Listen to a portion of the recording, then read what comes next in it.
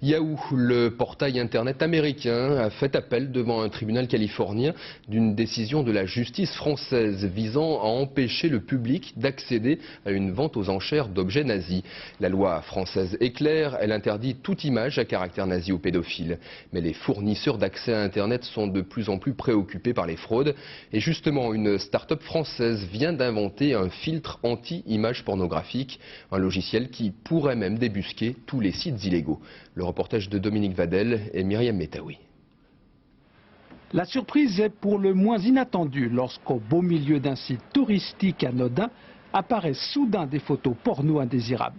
Aussitôt, et c'est ça la nouveauté, une croix s'affiche et donne l'alerte chez l'hébergeur de site où le site indélicat peut alors être immédiatement supprimé.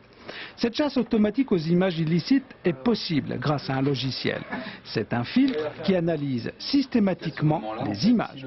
Mais il a aussi en mémoire des mots qui le font, là aussi, immédiatement réagir. Pour le texte, exactement comme il y a des types d'images que vous ne voulez pas voir, pour le texte, il y a des types de mots que vous ne voulez pas voir ou qui en tout cas vous mettent la puce à l'oreille sur le contenu ou les images publiées sur ce site. Grâce à cette analyse de texte, le logiciel peut donc débusquer les offres nazies, pédophiles ou encore révisionnistes. Et au total, c'est un marché prometteur, puisque des politiques européens veulent affiner les lois sur le net. Face à des petits malins qui créent des sites interdits mais passent entre les mailles, ce sont les hébergeurs, simples intermédiaires techniques, qui deviendraient aussi responsables du contenu. Des contenus qui pourtant ne font que passer dans leurs tuyaux, mais qu'ils devraient contrôler.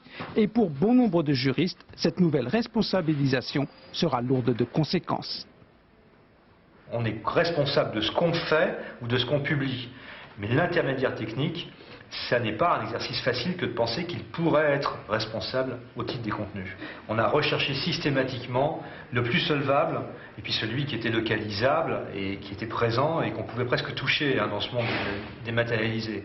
Donc c'est vrai que les plus riches, les plus forts vont s'en accommoder bien plus facilement que les autres. Nous sommes chez Nixden, une start-up montée en juillet dernier, âge moyen des fondateurs 25 ans, et une des spécialités, l'hébergement de sites. On les contrôle déjà, mais devenir juridiquement responsable pour une petite entreprise, ce n'est pas simple. Nous avons actuellement plus de 10 000 sites qui sont en fonctionnement, qui sont en plus basés sur des technologies dynamiques qui permettent, sans même l'intervention de l'auteur, de rechanger entièrement son contenu. Nous ne pouvons pas techniquement intervenir tous les jours pour vérifier les 10 000 sites. Et c'est donc justement pour ça, disent ces auteurs, que la technologie des filtres risque de devenir indispensable. Depuis 12